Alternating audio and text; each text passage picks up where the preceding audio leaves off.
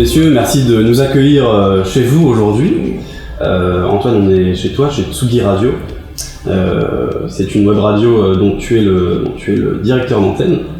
Jean, tu es avec nous aussi, tu es le cofondateur du Mélotron. Oui. Donc une web radio, entre autres, phare du paysage parisien et français.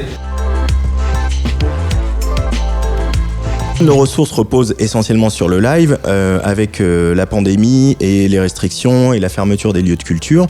Nos ressources se sont effondrées. En moyenne, alors je suis plus à jour du nombre de web radios qui font partie de l'UWF, on doit être pas loin des 50 maintenant.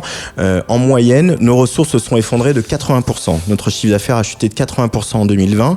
Donc l'idée, c'était de se réunir, parce qu'il y a une urgence, et il faudrait pas que ce paysage-là soit décimé par la crise.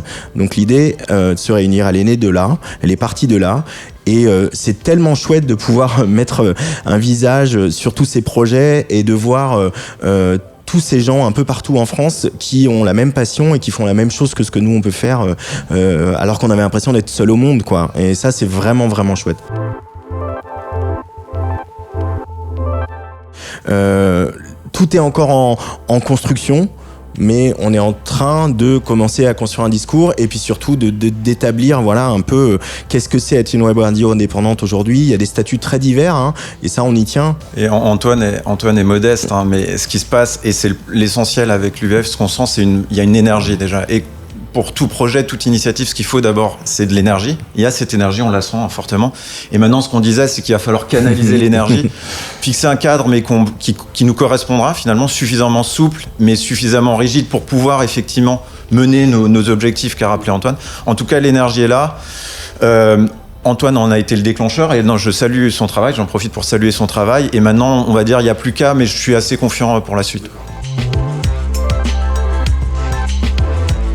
Pour rappeler les grands objectifs de l'Union, c'est toujours, je pense, qui nous relie, c'est défendre une culture musicale particulière. C'est-à-dire qu'effectivement, on ne vient pas s'opposer au mainstream, mais on est vraiment une offre complémentaire. On a ça à défendre.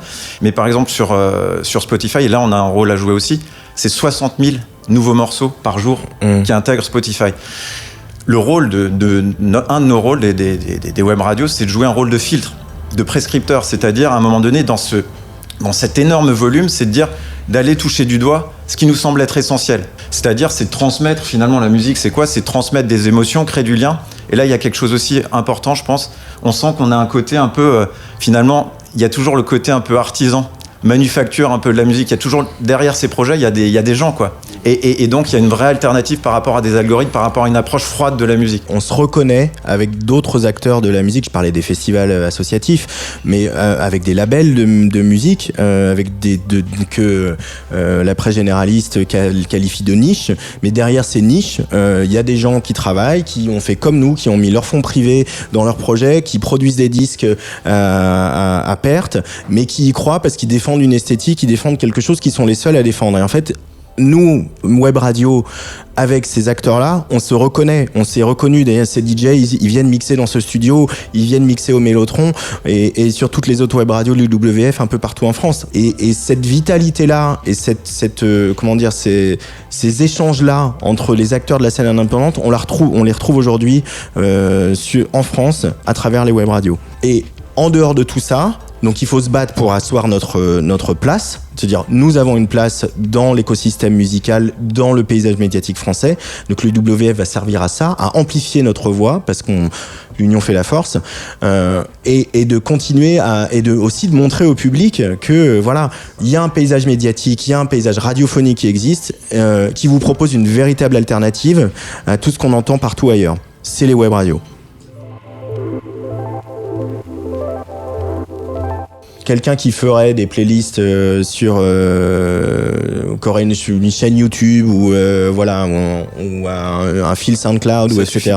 Ça ne suffit pas. Il faut qu'il y ait un player dédié et qu'on puisse écouter la radio et qu'on puisse pas intervenir sur la programmation.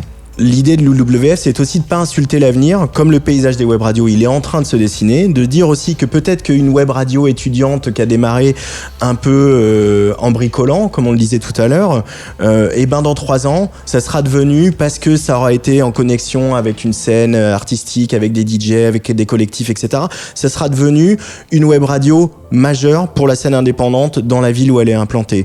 Donc on a voulu que l'UWF reste très ouverte. Et c'est bien au moins au départ d'avoir une intention. Ça peut être des tout petits projets, même une idée, mais c'est bien qu'il y ait une intention et savoir pourquoi les gens nous rejoignent finalement. Ça c'est important. Alors très simplement, l'UWF est présente sur Instagram, Facebook et Twitter, Union des Web Radios Françaises. Et le mieux, c'est de nous envoyer un mail. Alors je vais essayer de m'en souvenir. C'est Union Web Radio au pluriel fr@gmail.com. Mais tout ça se retrouve sur nos réseaux sociaux. C'est un peu plus facile à retrouver. Il suffit d'envoyer un mail et voilà, nous présenter le projet. Et voilà. Et c'est pas. Et encore une fois, c'est pas un. Je vois plein de messages, je le dis pour les prochaines web radios qui nous rejoignent, et je vois les messages passer sur la boîte mail où ils disent merci de m'accepter, etc. Évidemment, on est très touchés et c'est pas la question, mais voilà, on vous accepte pas. C'est aussi une manière de s'auto-reconnaître, quoi, de dire on arrête d'être tout seul dans nos coins, dans nos villes, dans nos bouts de scène. On représente quelque chose, on représente qu'on commence à représenter pas mal d'auditeurs, on commence à représenter pas mal d'heures de vidéos, de vues de vidéos sur YouTube pour ceux qui ont la chance comme nous de pouvoir en faire, etc. Donc on est quelque chose, on représente quelque chose et on va se faire entendre. C'est l'objectif. Vous n'avez pas besoin de nous envoyer votre business plan pour être accepté, c'est ce qu'il est en train de dire. C'est plus simple que ça. Finalement, fédérer d'autres initiatives, d'autres web radios à cet élan-là, et d'arriver finalement à ce que notre parole porte plus. L'idée, c'est quand même, à moyen terme, de stabiliser les ressources de tout le monde pour faire en sorte que toutes ces belles initiatives, tous ces beaux projets, comme on le dit, soient encore là quand on sera tous vaccinés et qu'on pourra faire la fête partout. Tu parlais d'identification, je pense que c'est ça. C'est-à-dire qu'on a vraiment une vraie voix et qu'on a vraiment une spécificité, une complémentarité, et c'est qu'elle soit reconnue. Je pense que c'est peut-être ça le premier objectif. Ouais. Merci beaucoup. À bientôt.